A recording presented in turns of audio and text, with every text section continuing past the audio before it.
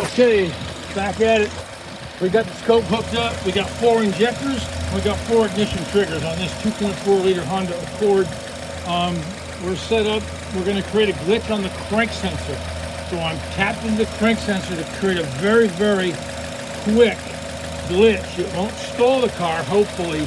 It'll just show you how important the crank sensor is, how high a priority input it is toward injection and ignition. So we're on the scope. We've got a fairly long time base. I got 500 milliseconds per division. We got 8 colors. We got the Pico 4823. We got 8 channels. We got blue, red, green, and yellow on the ignition. We got purple, gray, orange, and burgundy on the 4 fuel injectors. I made a switch on colors. The default color for channel, the 7th or G channel, is light blue. I switched it to orange due to some color clash. Just personal preference, to each his own. Anyway, there's the scan. There's the thing's idling, and we're going to see what happens when the crank sensor just ever so slightly grounds out. So I'm going to tickle the crank sensor ever so slightly, and we're going to watch what happens to the signal.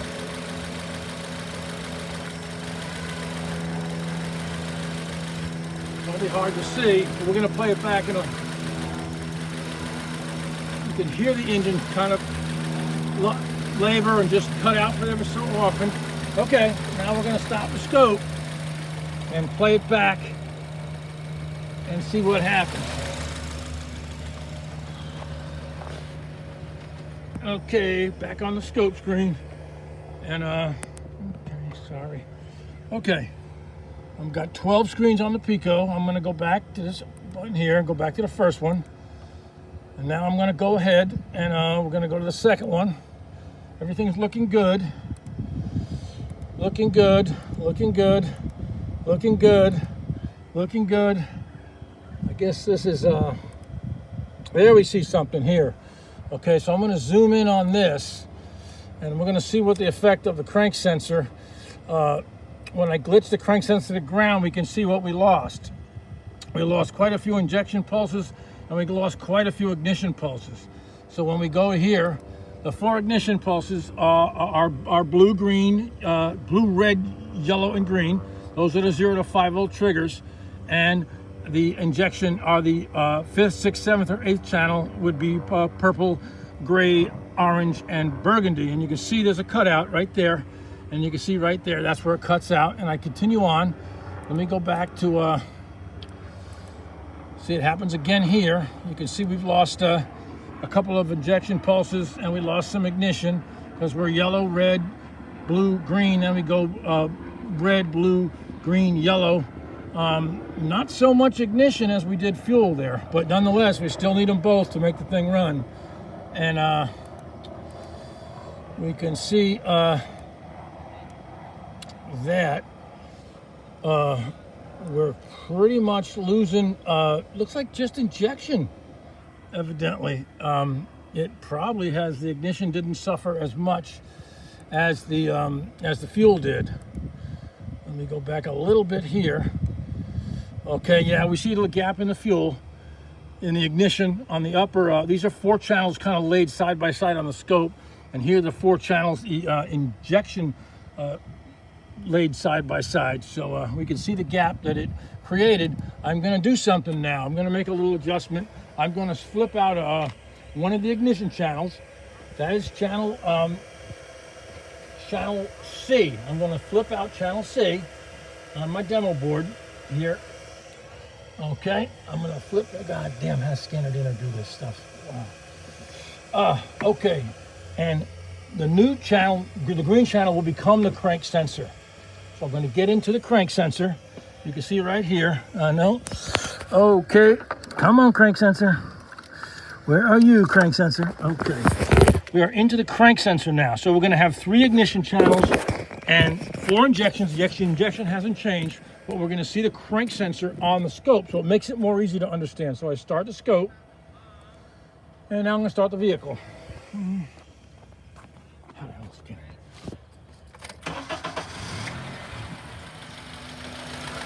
Okay, we're rolling now. Let me go to a shorter time base so you can see what the crank sensor looks like in more of a natural state. And I'm going to set a trigger just to get an idea. That's the crank sensor, the green. So you can see the crank sensor and the 4 injectors. What we got? Yeah, we're a little longer time base.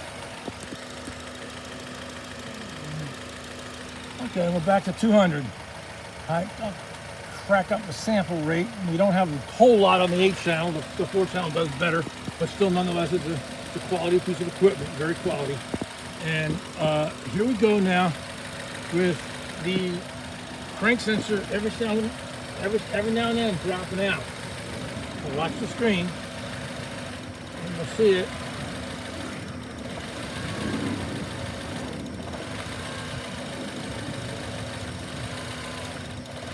Okay, you may not see that with such a long time base. We'll play it back. We'll see it on the,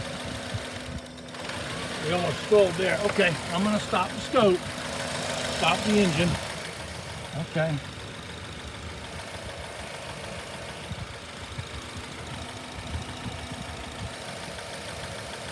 Okay, stop the vehicle. Okay. Back to the scope. Back to the first capture, and here we go down the line, and we could see excuse me, wow, I can't see anything on green, so I don't know. What do I got to do? Create a math channel? I guess I can try doing that. I could filter, okay, and oh boy, it's shooting in real time. We would need a math channel green, frequency C, Charlie. Okay. All right, now it splits the screen right here. No, that's the normal crank sensor because it's an encoded signal. Let's go here. No, okay.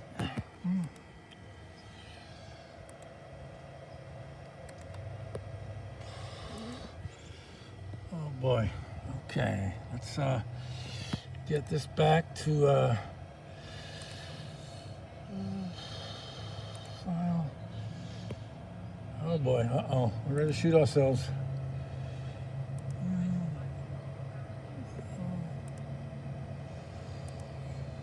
Okay, wow boy, this is my Ishtar.